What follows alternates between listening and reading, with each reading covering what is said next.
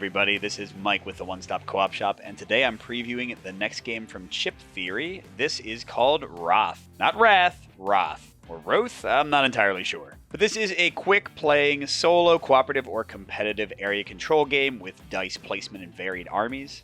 And I'll be doing a full solo playthrough of the current draft of the game. It's still very much in development.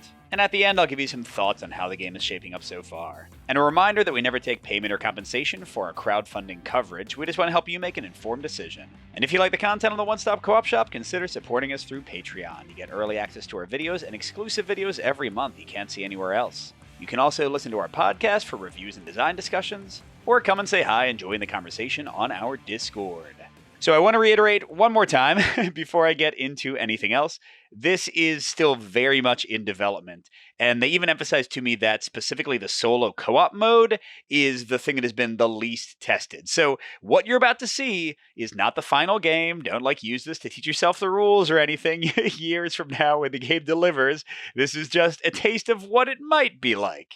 And when I get to the end of the video and give my thoughts, it's going to be more things I hope to see and less a full-on criticism, because again, I'm not entirely sure what the game's going to look like. But here, zooming out a little bit, is the entire map of a game of Wroth, and you have some different zones on the game board. Now, they're going to make them much clearer. They've already said this, so this is not what the final map will look like.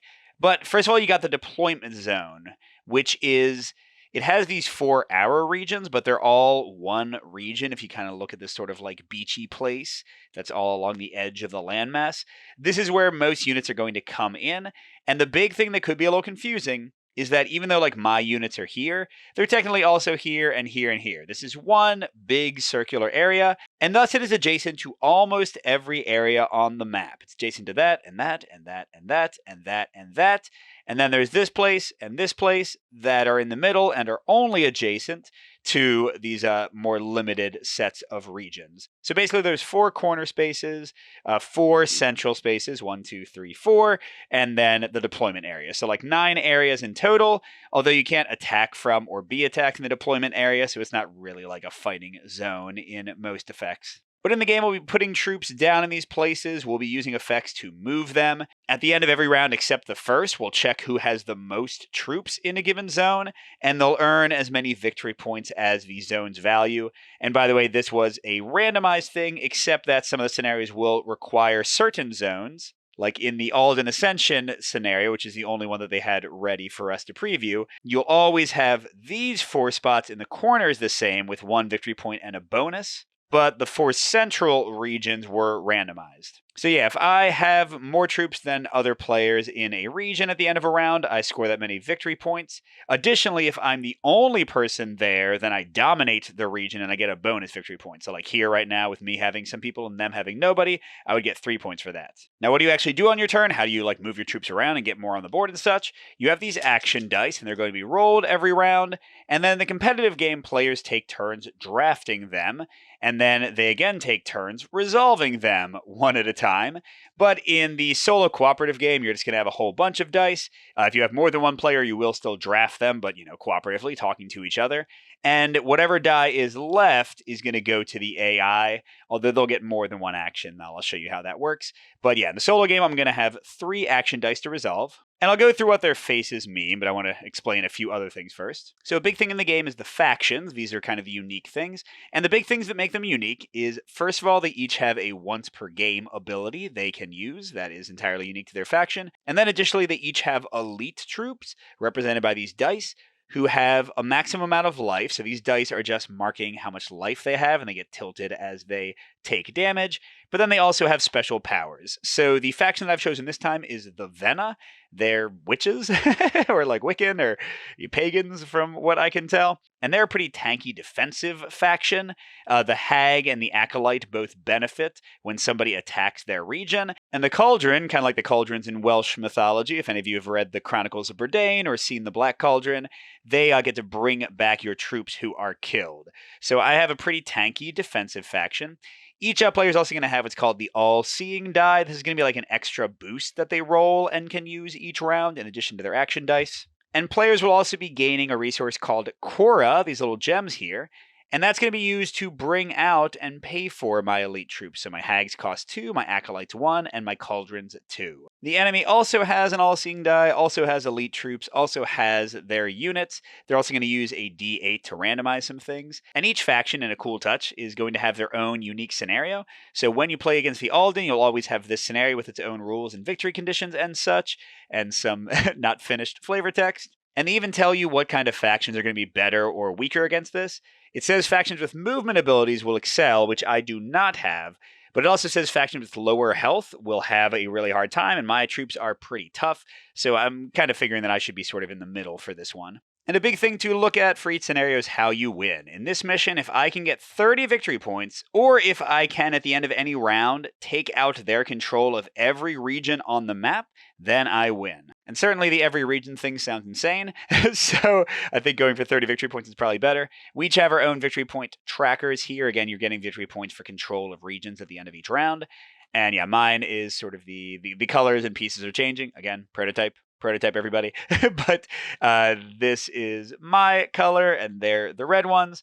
And yeah, we're going to try to get to 30. Now the other details and what the action dice do and such will make more sense if we get into the play. So let's just get going and walk through some rounds. But first, the AI does start with 4 basic troops on the map, and we're going to roll for it. In this scenario, they're always doing stuff in these 4 corner regions, like that's where their troops will come out, but it can change from round to round. And these are numbered 1, 2, 3, 4. In this case, I'll double it up, so 1, 2, 3, 4, 5, 6, 7, 8 for the D8 resolution. So with a 5, they'll be over here with their 4 starting fighters, and I have my 4 in the deployment zone. So the first step in a round, at least by the current rules, because remember this is all a prototype, is the AI maintenance round. And first at the start of each round, they're going to roll the die to pick a region that will be like their main deployment area every round, so it's not going to stay that same one, or maybe it will, because I rolled a 5. So I'll put this little flag here to remind me, hey, the AI is coming in to that region this turn. Then we have this round die that's going to tick up as dice do to show that it's round 1, 2, 3, 4, 5, 6. And by the current rules, you're going to roll the die that many times, equal to the round, and resolve a chaos result from their card. In this case, on a 1 to 3, their troops will get to move inwards for free. On a 4 through 6, they'll do their volley ability, which for this faction, the Alden, is in lieu of a 3rd elite troop unit. They can do like range attacks on people. And then on a 7 to 8, they'll deploy an elite unit for free. Don't want that one, because that would suck a lot. So let's hope for a 5. Hey, that's a great roll, because that means they activate volley, which is useless because you can never attack a troop that is in a deployment zone, which means right now we're immune to volley. But to show you what it does, it says attack a region with the most threat. That's a way that the AI will kind of assess where they want to focus on things. We'll get to it when it actually matters. For 2 damage, which would generally kill 2 of my basic troops, and killing them means actually removing them from the game. Now, my faction with the cauldrons does have the capacity to bring them back to life from outside the game, but for most factions, when a basic troop is killed, that's all she wrote. Whereas elite troops, each time they take damage, they tick down, and when they're removed, they just go back to the faction board and they can be summoned again. So elite troops are immortal, basically. And yeah, their volley says also attack each region adjacent to that one for 1 damage, so it's got some splash damage effects going on. And note that a lot of these powers are different than the other side of this faction board, which is the competitive faction. Like there, the volley, I think, just does 2 damage and does not have the splash damage component. Okay, so that was it for AI maintenance. We picked where their deployment space is for this round, and we rolled the chaos die equal to the number of rounds. The next phase in the game, and this is also the first phase in a competitive game, is called the spoils phase. And in that phase, any location that has an icon with a special bonus, this one, and this one, the faction that controls that will get to resolve the icon. And you do them in number order, going 1, 2, 3, 4, 5, 6, 7, 8. And if that was confusing, hey, they got a card to help you remember. This one gives you Korra to summon elite troops. This one lets you deploy troops straight to where you already have some. This lets you either deploy or move some troops. And this one lets you attack people. We'll see those icons more in a second when we roll the action dice. But in the first round, you skip that phase. So they would have gotten a free attack, but in this case, well, I guess they couldn't have attacked me anyway, but in this case, they won't get it because it is the first round. Okay, now phase 2 is called laying groundwork. You're basically going to get some stuff for free. In a competitive game, each player gets to put out 2 troops in the deployment zone, but in solo cooperative play, right now you each only put out 1 troop, so that's 1 per player. So I'm just getting 1 extra troop to my deployment zone. I've got 5 total. Additionally, each of us is going to get 1 Korra, which right now would be enough for me to pay for my acolytes, but not quite enough for my hags or cauldrons. And finally, I roll my all-seeing die to see what my bonus will be this turn. I'm going to get to double up one of my action dice. We'll see what that means when we get to it. Then the AI also gets to add troops, reinforce them. In this case, they go into whatever their randomly rolled deployment area was, and they add 1 troop per player. So they do have several ways that the game is balanced per player count. Then they roll their all-seeing die, and it's a attacky one. That's lovely. And then they get 1 Korra just like us. So all pretty straightforward. Now we get to the draft phase. I'm going to roll 3 dice for 1 player plus 1 extra for the AI.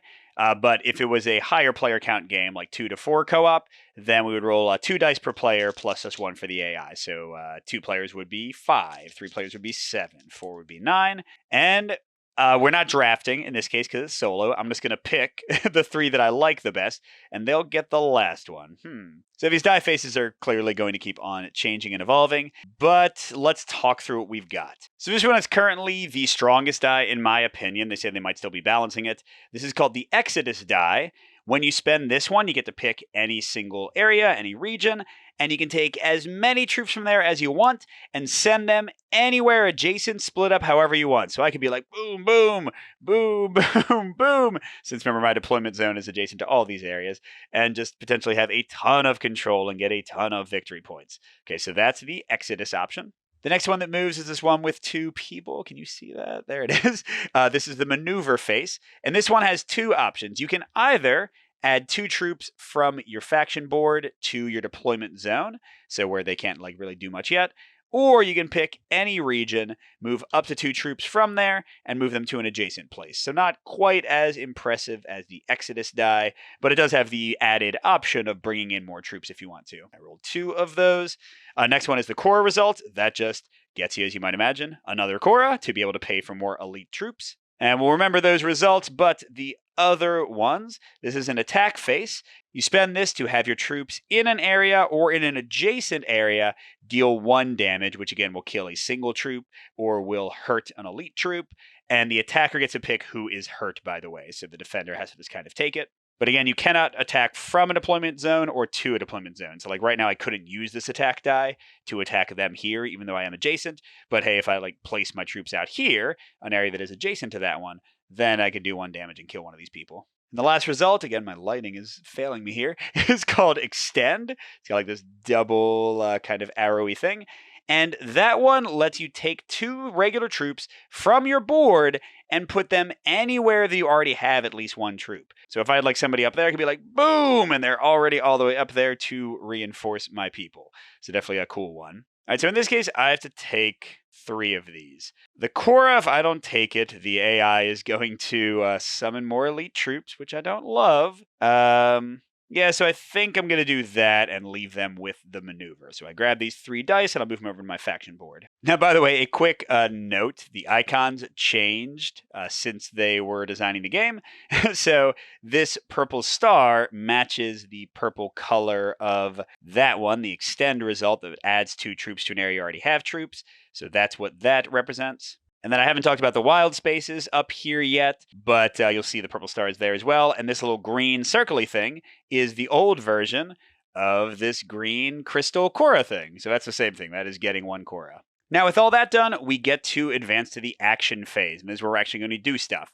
And how it goes is each human player takes 1 turn, then the AI takes a number of turns equal to the turns the humans just took. So in a 3-player game, if player A took a turn, then player B, then player C, then the AI would take 3 turns. But once you run out of action dice, you are passed on your turn. So if a player is passed, then the AI doesn't benefit from their turn. So if it was a 3-player game, but B was out of dice, it'd be A, B gets skipped, C, AI takes 2 turns for A and C, but not for B. If that all makes sense. But hey, in solo, it's a lot easier. I take a turn, they take a turn, until I'm out of dice, they take 1 more turn, we're done. Now on your turn, you can use a single die or 2 dice to activate an action of your choice. And how that works is you saw these things representing all the actions, although the Exodus one as the strongest action is covered. And if I spend 2 dice, I can pick any action that isn't covered. Let's say I want to do attack. And then you move this to there, and now the next time somebody wants to do a wild action, they can't pick that one. But now Exodus is available. And hey, let's say I spent 2 dice in a future turn, and I Exodus, now everything else is available. So it gives you some mitigation if the dice results are not what you're liking. You can additionally spend any die result to deploy a single troop. Not a great option usually, but if you need to do it, you need to do it. But usually you're going to use a die for its actual effect, so you discard the die, you resolve its action. Additionally, on your turn, you can use your all-seeing die. The 2 times result means you just resolve immediately another action like the one you just did, so another Exodus, although I could like pick a new region or gain another Korra. The Korra result just gets you a Korra. The 2 skulls let you do a double attack on a single area.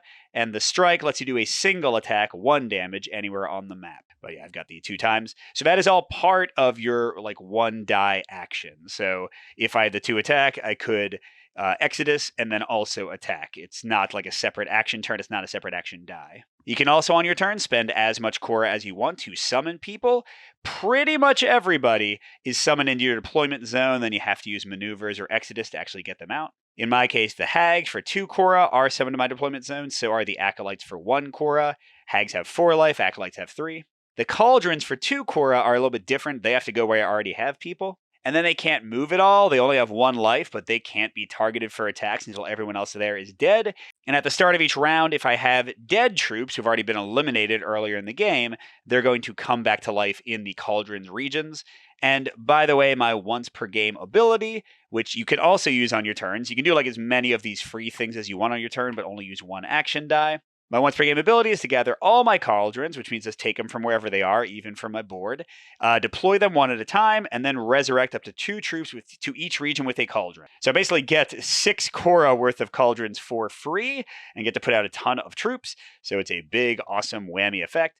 But I probably want to wait to do that until I've had at least 6 troops be killed, because they come from my dead pile. So if I did it before they were dead, that'd be a waste. And if you want to know powers real quick, both my Hags and my Acolytes have a defensive power. Whenever Hags are attacked, if there are any enemies in their space, they deal 1 damage back to the enemies. And whenever Acolytes are attacked, they get to place a basic troop on their space wherever they were attacked. All right, so what do I want to do on my turn? Let's actually pay and get an Acolyte spawned. And then I'm going to activate my Korra die to get another Korra, and I'll put out another Acolyte. Now, for area control, elite dice count as just a single troop, just like these people do, and they also tend to earn you extra victory points. So in the case of both my Hags and my Acolytes, if I control a region, if I have the most troops there, for each of those dice, I'm going to get an extra victory point. So like right now, I don't know, let's say that I just sent everybody here and they didn't send anybody there.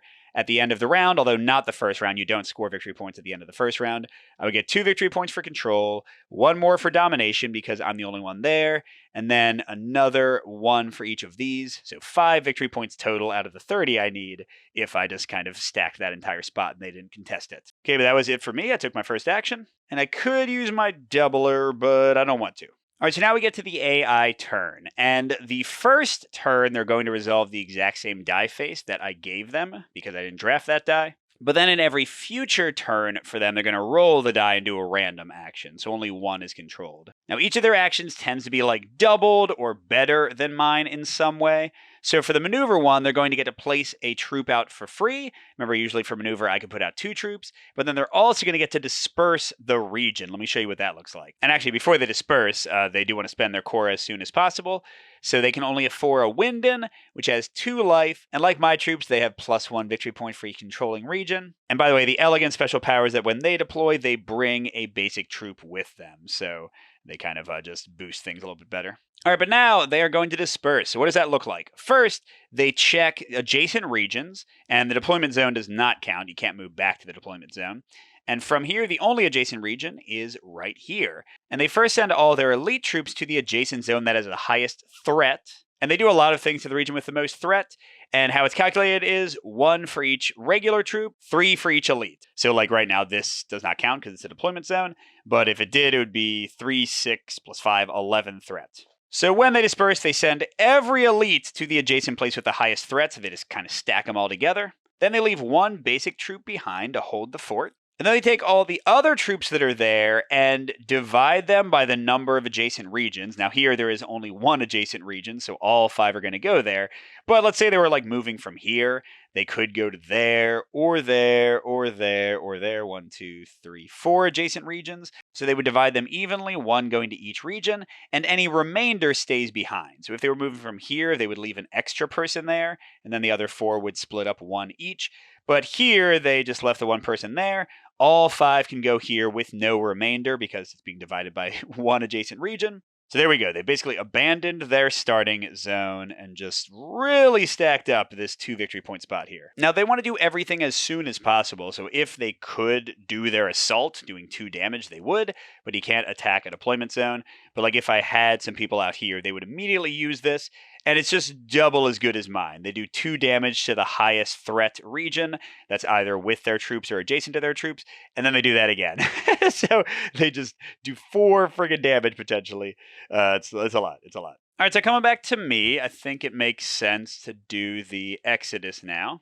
And so I can send these people out. I want to get some of these things that give me a free bonus every turn. So sure, let's send 1 here for now and 1 over here.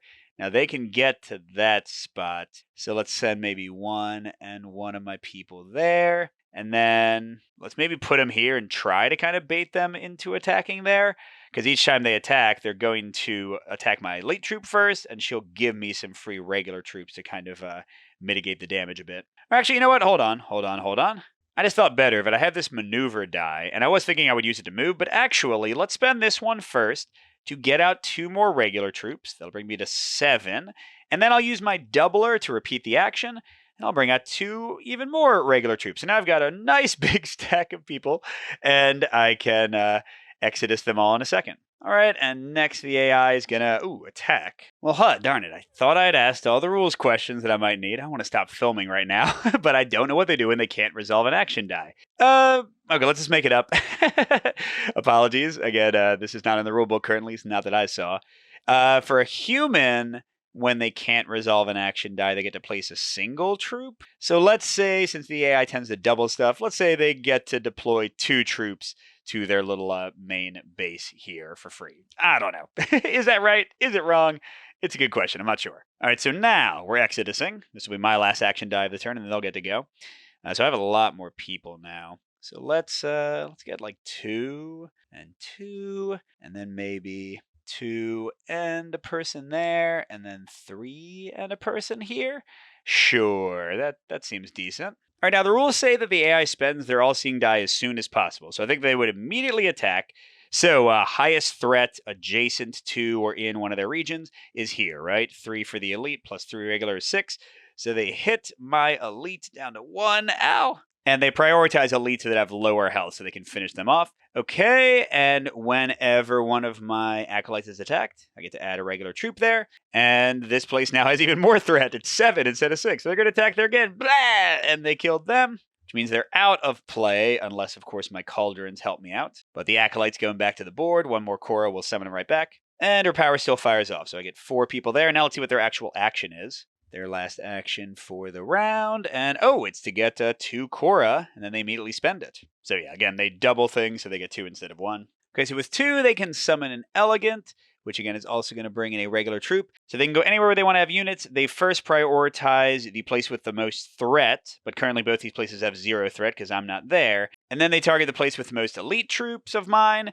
And then finally they choose the place with the highest number. So basically closer toward the center because these are 1, 2, 3, 4, 5, 6, 7, 8. So here they're just going to super stack this region even more. Hello. And that is it. Usually at the end of a round, we would score victory points. So here I would have gotten 1 plus 1 for being alone there and dominating. 1 plus 1 for dominating, plus 1 for my elite. Lots of victory points, but you don't score in the first round ever, competitive or solo cooperative. So we'll skip that. And then we would pass the initiative to the next human player, but since it's just me, we won't do that. So the only thing we still do is tick up the round die to 2, which means they're going to do their little chaos effect twice now. Ouch. So we can go a little faster through things now. Where are they deploying this turn? 1, 2. Oh, hey, I didn't know you guys were coming in there. And then they're chaos dying twice. So the first time they're doing a 3, which is a move inward. So in region order, every place that has 2 or more AI troops moves a troop toward region 8.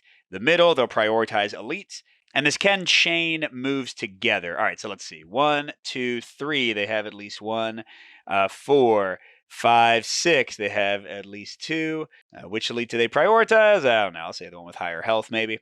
Okay, and then they don't have at least 2 here, so that's it. Okay, that wasn't the worst thing in the world. And now 7 for their second result. They can deploy their next available elite, which is going to be this dude. And where are they going to put him? Oh, I guess the highest region, since none of them have threat still. And they bring in another troop. So, man, they're just making a rush for the high ground, aren't they? All right, now we get to do our spoils, and we go in order. So first, I'm getting 1 Cora. They would have gotten 2 for controlling that region.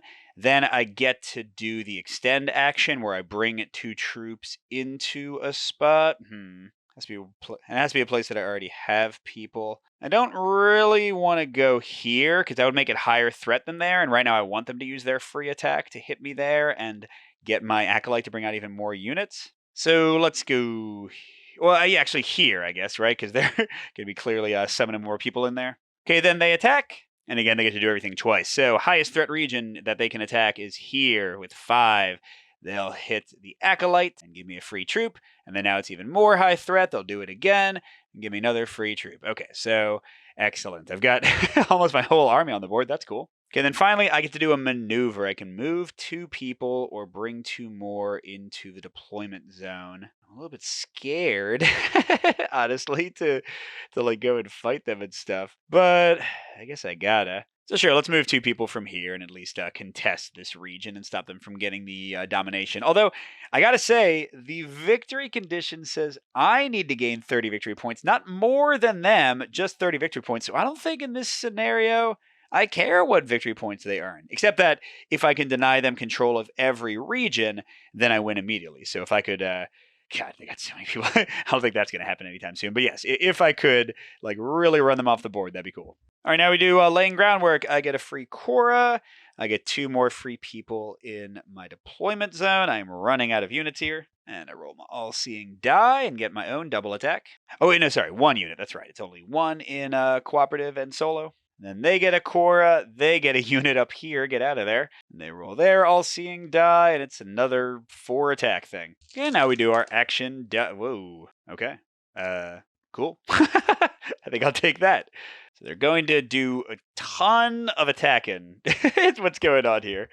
All right, so to benefit from that, all right, yeah, I'm going to try to do something a little bit goofy. Let's try it out.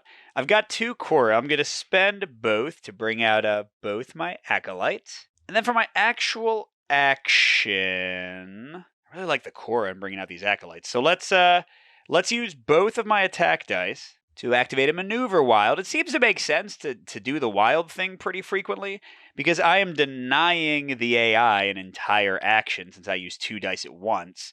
And since they get double the actions for their power, that seems maybe worth doing. And for the maneuver, hello, how are you all doing?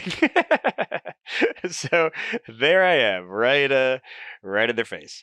Or actually, you know what? Forget that. Let's try to take out this thing that's giving them free stuff. Okay, so now it comes around to their turn, and they're going to use this as their first thing, and they get to do 2 double attacks. Highest threat where they are located first is here. That's a 7. So first hit kills them, which will bring out another unit, I think. And then second hit kills that extra unit. So that was one of their 2 attacks, but now that's only 4 threat, and this one's 6. So I think they're going to attack here, get one of them down to 1, and give me another unit, although I only have 2 more units to put out. I need more. Okay, now they're going to do their actual action, which will target the exact same space. Boom, boom. And that is 5 threats, so still the highest for their second attack. Boom, boom, and now I'm just owning that place completely. I'm cool with that. But I have now run out of regular troops. I got 2 dead ones I can cauldron in eventually, but yeah, I guess I need to bring out some hags. It'll get free attacks on them when they get attacked. My Acolytes aren't really doing anything at this point. Okay, then for my other action, I'm going to get a Cora. It's all I can do right now. I'm not going to spend it yet. Oh, actually, I still have my all-seeing die to attack for 2. Yeah, you know, let's kill these guys, right? Get that guy out of here. This is my space. And the rules don't say Sorry, I should have asked more of these questions. They don't say what happens to the AI troops, but I have to imagine that they just go back to the AI supply. Otherwise, it would seem like too obvious of a strategy to just like kill their troops out of existence, right? We'll assume that they go back to the supply. Oh, wait, you know what? I just realized they had one Korra, so they should have summoned a wind in to the highest threat area. And I'm not sure which happens first, using their all-seeing die, because they're supposed to do that as soon as they possibly can, or summoning the elite unit, because this would have been the highest threat area before this. Let's say that the elite happens before the all-seeing die. Sorry, y'all, just more questions I should have asked, but, whatever, it's not a big deal. Okay, and they get one more action. Let's see what it is. Oh, they're going to get 2 more Korra, and then immediately deploy their last elegant with some peeps, which will not be enough to kick me out of this region. That's the highest threat. Oh, wait, they can't go there because they don't have anybody there. So the highest threat region, here, that's a 4, that's a 4. And then next was elite troops, but I don't have any, so they're going to be here. Ooh, they almost took control of that region from me, but they did not.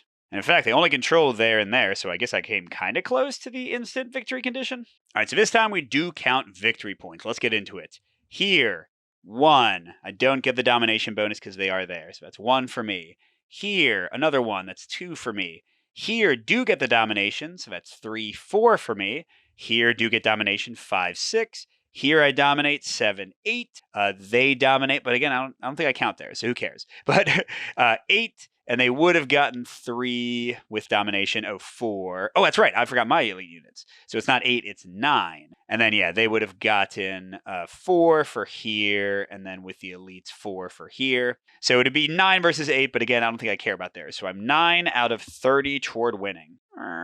Boom, there we go. And that's the end of round 2. So let's go into round 3. First, they're going to be deploying 1, 2, 3 back in their old stomping ground that I took over.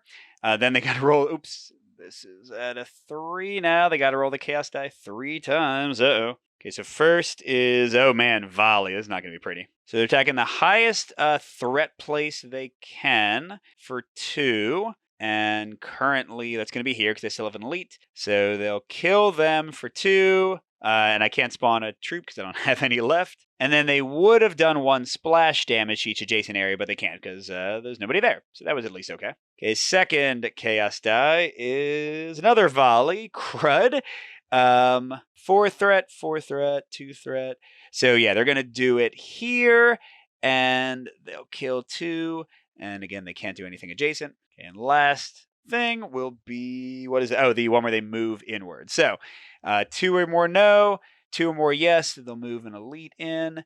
2 or more no, 2 or more no, 2 or more no, 2 or more yes, they'll move an elite in. Again, I'm just prioritizing the strongest one. 2 or more yes, they'll move an elite in. Okay, so they just have kind of taken over more of the center. Good for them. All right, so that's their 3 chaos dice. And now we get to resolve our bonuses. So here I get 1 core. That brings me to 2. Good, that's just enough for a hag.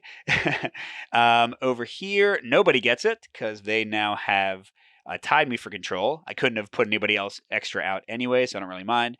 Here I get to do 1 damage somewhere. Well, it seems like it makes sense to wipe them out of areas so they can't easily deploy there, so let's kill this guy here. And then finally I get a maneuver. Got this guy here I could bring in, or I can move 2 people somewhere. Sure, let's move over here and take over that place for next time. Okay, and then I get my all-seeing die. That's 1 damage anywhere. Not really the result I would have wanted. And I get a 3rd Korra. And I would add a troop to the deployment zone, but I, again, don't have any. And they get a double. So they use this to repeat an action after they take one. So whatever first action I give them is going to matter extra more this time. They get 1 Korra, and they get to put a troop right here. Annoying. And all right, here we go. Oh. Okay. I think I'm probably going to let them attack twice, because I could use my once per game cauldron ability this turn to get a bunch of my dead people back and maybe like get a surprise amount of victory points somewhere. So yeah, I don't want to give them the... What they do with this is they disperse their place where they have the most troops, and then they do it again. So they would really just like mess with my everything if I let them get that. So let's grab these and give them that. And yeah, I think it just makes good sense for me to double use one of these to do a wild and then use the other one regularly. So we're going to try to get some hags and free damage going. Let's spend 2 to do a wild Korra action. That gets me to 4. Then I'm going to spend all 4 core to bring 2 of my hags. And remember, these are the ones that can retaliate when they get hit. And I can also shoot somebody. Let's clear them out of this region so they can't like teleport in there with their elite troops. Because the first thing they're going to do, I believe, is spend their 1 core to bring in their last Winden. And they go to the highest threat place that they already have people, so they're going to go in there. Okay, and then they are quadruple attacking. I wish I had my my hags in to help out. So, highest threat. We don't have any elites, so it's actually gonna, well, it would be there. Oh, sorry, you can't see the whole map. Get your stuff centered, Mike. So 4 threat, 3 threat, 3 threat, but they can't attack here because they're not adjacent. So the highest threat is here or here, and this one has a higher number, so it's gonna be boop. And then they switch it, and now it's boop.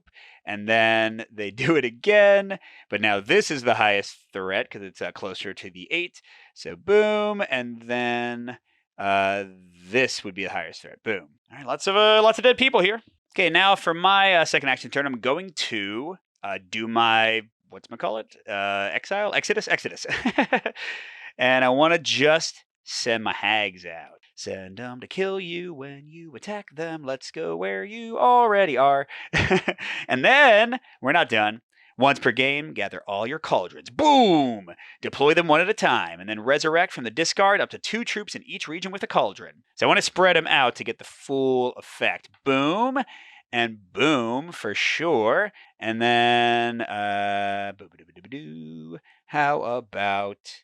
boom, and I've got a lot of dead people, so 2 here, and 2 here, and 2 here. And remember, the cauldrons cannot be attacked until everyone else is dead in the region, so especially like my hags are going to make it tough for them to do much there. All right, and then the AI gets to do an action. What is it? It is, extend. What do they do with extend? Oh, geez, you get to put 4 troops for free in the highest region that already has at least 1 troop, or highest threat, I should say. Oh, it's going to be here, isn't it? Oh, no, there. 6 and 4 is 10. 6 and 2 is 8. Yep. So, give us this region. But then that's it. They don't move or anything. So that's not too bad. Oh, they didn't even attack me. Okay. All right. And that would be that, I think. Let's count victory points. So I've got 2 here. I don't think I'm winning there, am I? That's 5, 7 versus 6. You bastards. So 2, 4. This is for the domination bonus. Oh, I do win here. That's cool. So that's 2, 4, 6. I definitely don't win here, which is wasting the hags. They could have got me an extra bonus. 6, 7, 8, 9, 10. So I'm at 19. Just got to get to 30. But I kind of did the best stuff I could right there. So I don't know if we're going to be able to win this. And the round takes up to 4, which means they'll be doing 4 of those chaos effects next turn. Lovely. But as we start the next round, I get to resurrect with my cauldrons. Let's definitely go here, because that ties for control there, so they won't get to reinforce. And then, I guess, here probably makes more sense, because I don't want the cauldron to die. So sure. Okay, now we roll for a new deployment area, and it's 1, 2, 3, 4. Oh man, that's already a contentious place. And then they're doing the 4 chaos die. Ah! 1 is the moving thing. I don't mind that too much. So they have at least 2 here. So an elite moves in. And then here, they move another elite in. And then here, they move another elite in. So yes, y'all have the high ground. Actually, I like this. It's to send everybody up there. I don't even need to compete for that spot. Just send every single person. All right, that was 1 out of 4. This, and again, 2 out of 4. So here, by elite, yeah, give it to me. This is great. I love the result. Let's do that again. Oh, nope, that's a stupid volley. Gosh darn it. So they are volleying in the highest threat. It's got to be there, right? That's 6, 11. Yeah. So they're going to hit for 2 here, but I do get to do 1 damage back because of my hag. Thanks. And then 1 to each adjacent region, which means I get hit here, and I get to do 1 damage back. Yeah, I'd rather take out their troops and try to get numerical superiority. All right, and then they do 1 last one. That's the free unit. Oh, yeah, they don't have any units left. Do I have any reason to kill their units? Because, yeah, I don't really think I do. They don't shield, some units shield regular troops. I don't think these ones do. So yeah, I don't think, then all their core is wasted. That's weird, because they can't pay for volleys with extra Cora. So, all right, like I said, prototype. We'll talk about all this stuff at the end. But now we get our bonuses. Cora for me, and actually I do get the bonus here, but I can't use it because I don't have any troops.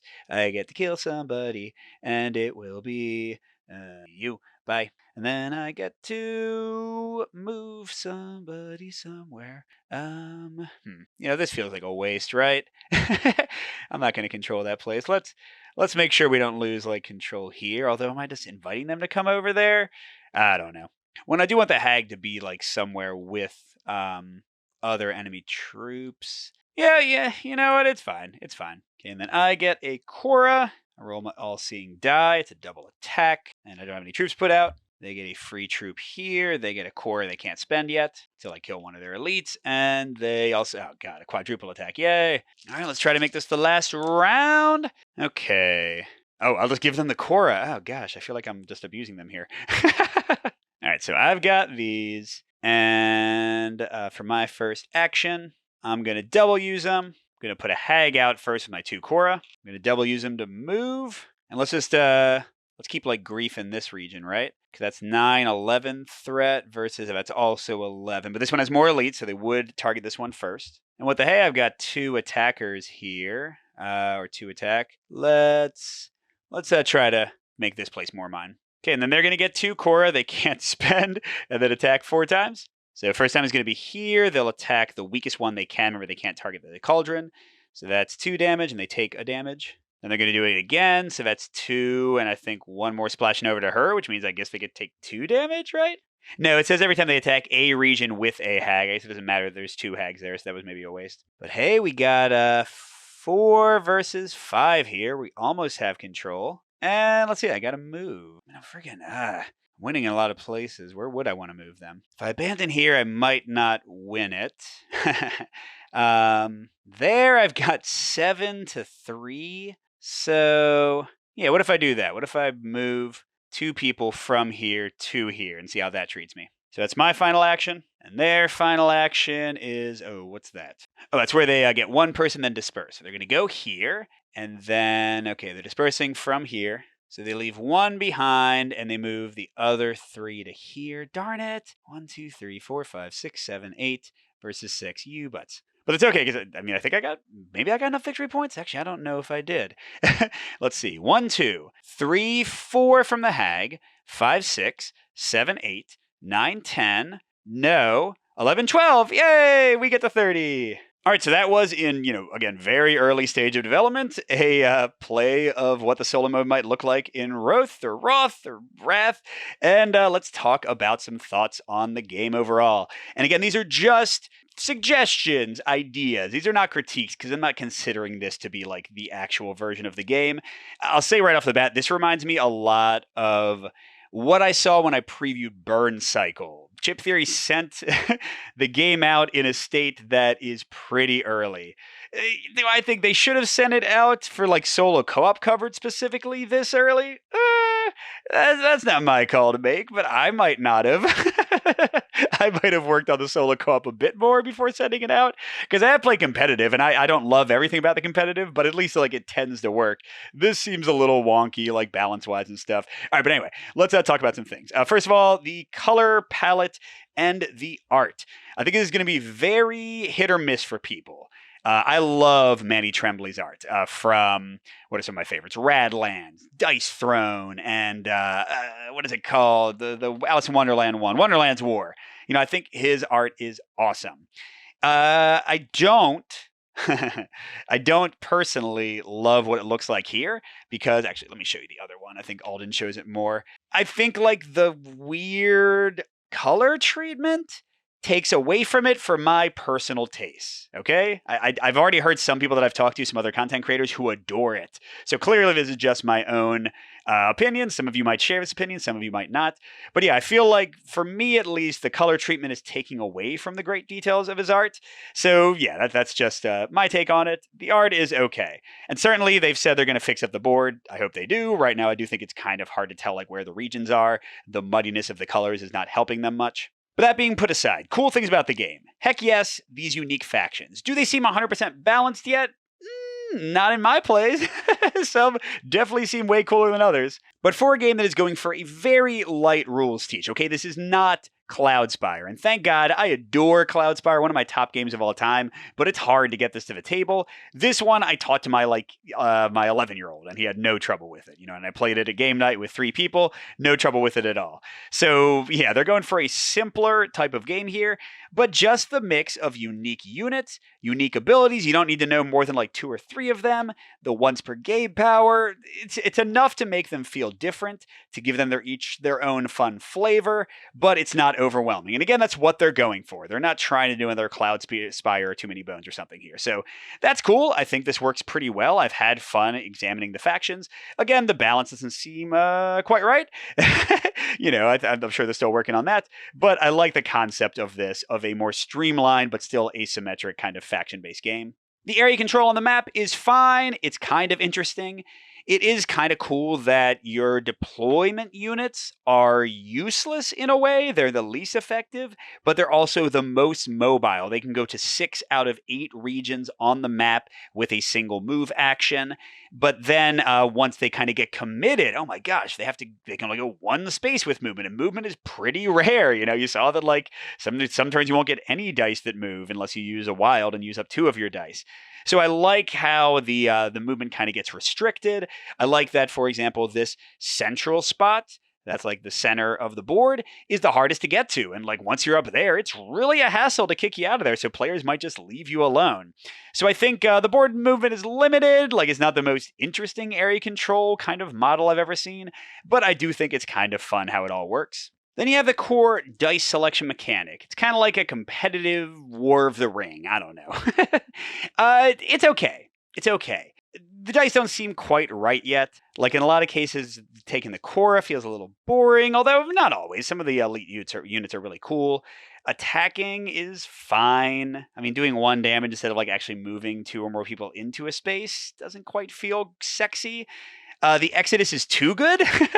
In competitive, that's always the first one we grab, like without fail, which I guess is fine. And they did say they're rebalancing it, but I would certainly like it to see it a bit more in line with the other ones. And then like Maneuver and whatever this one is called, the one that adds 2 people to a place that you're already in. Those are both fine. Like I think those are pretty interesting. Exodus feels a little too good. Cora and Attack maybe feel a little bit weak. And then similarly, the All-Seeing Die. Like it's okay, but gosh, this result sucks. You're just doing 1 damage. This one, you're doing 2 damage. Yes, I know this can go anywhere, but who cares? Like, I don't want to be attacking you in some, like, random far-flung corner of the world. The 2 times can be great if you double a really good action. The Cora, again, is a little bit lousy, so certainly when I played this competitive, I felt like, oh, man, I got the wrong result. Like, it can be, like, a little bit of a bummer, but it's kind of interesting, the choice of, do I spend an action or do I double it up in some way? So that's kind of fun. I do appreciate that they have some mitigation with the double dice and the wild. It's a little weird and competitive, I will say, because it starts on the best space, Exodus. So we've definitely found there to be a bit of a game of chicken in our competitive play so far, in that like the first person to spend 2 dice to get it off Exodus is just being like, hey, fellow players, I've just unlocked the best action in the game for you. Why don't you go do that one? So again, I do hope they like nerf Exodus a little bit, because it does have some weird ramifications in the action system, at least in my play groups. It might not be the same for anybody else. And let's see, some other general thoughts before we get to the solo co-op.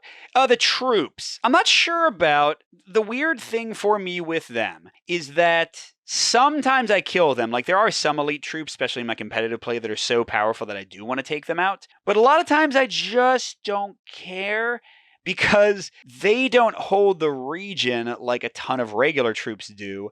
And a single point of damage kills a regular troop, and in competitive play, they're gone, like except for, I think my faction's maybe the only one that brings people back from the dead. Like that unit is gone, whereas these people come right back. So even though the AI sort of illogically always targets your elites first, in competitive play, I've generally killed the normal troops, and just tried to avoid the elites if I could. So I'm not sure if that's what they're going for. Maybe I'm misunderstanding a rule. Maybe the rules are still in flux for that. But yeah, I have found the elites, as cool as they are, as like kind of the unique faction element that's in the game. It's felt a little bit off sometimes in like the balance of whether they get targeted or not. All right, now let's get to the actual solo co-op. Again, super in development, so I'm just going to like give some thoughts. I love that each faction is going to have its own scenario. If this is all it is, that's super straightforward. Like these are the rules. Thank you. That's great. Maybe you'll need a little bit more clarification somewhere to make sure you understand them. And just the variety in being able to play a bunch of different scenarios against a bunch of different factions. That's cool. Now, this scenario, I might be missing something. Like, I didn't care about their victory points. I get this kind of like kite away from them. Very swingy based on what their chaos die results were. That's all a little bit weird. So, I didn't love everything about the scenario. This one didn't seem that exciting, but it's a basic one. It's the first one they've tried, so that's okay. Some other things, balance-wise, I didn't mention this to them, and they said they're looking at it, but the chaos die thing seems off, because you're rolling it based on the round number regardless of player count. So even though the players have way more units, way more elites on the board when there's more of them, the number of chaos die rolls and the effects, which are very much like going to impact a solo player more than multiplayer, are not scaled for player count. So I do want them to fix that, and I think they will. Again, they said they recognized that when I talked to one of them. Also, you saw the wonkiness with the elite troops. They had Korra and nothing to spend it on. I don't know. Like, am I missing a rule? Do they want me to have to attack the elite troops first before I can attack the regular troops? It seemed like it just made sense, especially with this faction where the elite troops don't do anything since we don't care about victory points. Yeah, it just seemed a little bit odd to ignore them, and then like their Korra did nothing. Again, like sort of weird swinginess, and some results being good for them and some being bad. The entire thing about like rolling the dice and it being random what they do.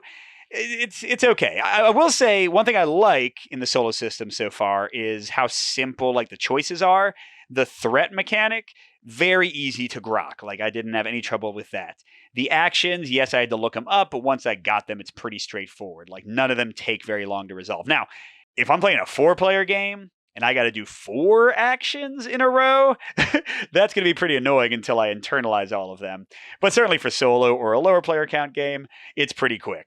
I might personally prefer them to like go, because right now they have all the AI turns after all the player turns. Like, is that better? Maybe? Or would it be better for them to do 1 player turn, 1 AI turn, 1 player turn, 1 AI turn? I really don't know. But I'm not sure about the AI activation. The AI logic is pretty straightforward. It makes sense. But some of their actions are just a little bit weird. Like, I don't know why they're charging toward the center. There's no inherent bonus to having the center. I said that it's harder to get to, but like in this case, the center was worth the fewest victory points. So why do I care if they hyper focus all their troops there? So it's in development. It's in development. But yeah, the game is overall. Sorry, I know there's so many thoughts for a game that's in development. Overall, this version of Wroth right now, it's fine. It's in a very crowded space of area control games. Like, there are a lot of area control games, and I love many of them. And many of them are already pretty straightforward. It's not like Chip Theory is the first one to do an affordable, like, straightforward area control game. There are cool things here. I love Manny's art, so if that's brought out in a fun way, I'm in for that. I like the faction variety. You don't get necessarily this many factions and this much variety for a low-cost, like, accessible area control game, so that's cool. I don't think I've seen any area control game. First of all, most of them don't have a solo co-op mode, but when they do, it's usually not like different. It's usually just, hey, here's how the like enemy faction plays. You might only have one enemy. So there are things in here that are sexy, that are going to make me look at the game. But like the core dice mechanics, the way the elites work, the way the solo co-op works for right now, it's not a home run for me. And y'all know that I love Chip Theory games. Like many of a whole bunch of their games were in my top 100 of all time list. This one, I'm not sure about yet. It's not a home run. It's not a complete miss. It's so early in development. Again, I'm not sure if I should even be playing it yet. Like, thank you, Chip Theory, for letting me have the chance to look at it. But should I have it this early in the process? I don't really know. Anyway, that's enough. I'm sure there'll be other previews. So go check them out. Maybe they understand the rules better than I do, or maybe they had a different time with it with a different faction. But yeah, that was Wroth, at least in its current iteration. Thanks for watching, everybody. Good gaming, and I'll see you at the next stop.